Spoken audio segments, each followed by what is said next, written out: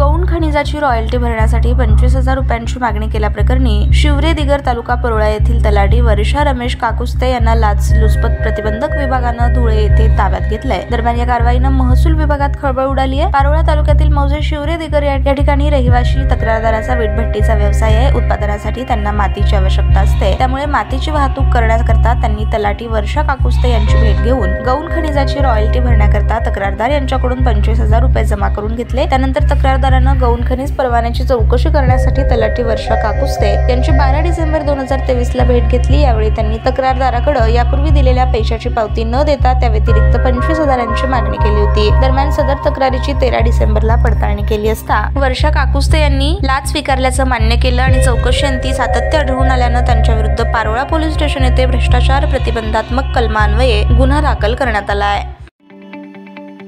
ताज्या बातम्या पाहण्यासाठी प्राईम महाराष्ट्र न्यूज चॅनलला सबस्क्राईब करा।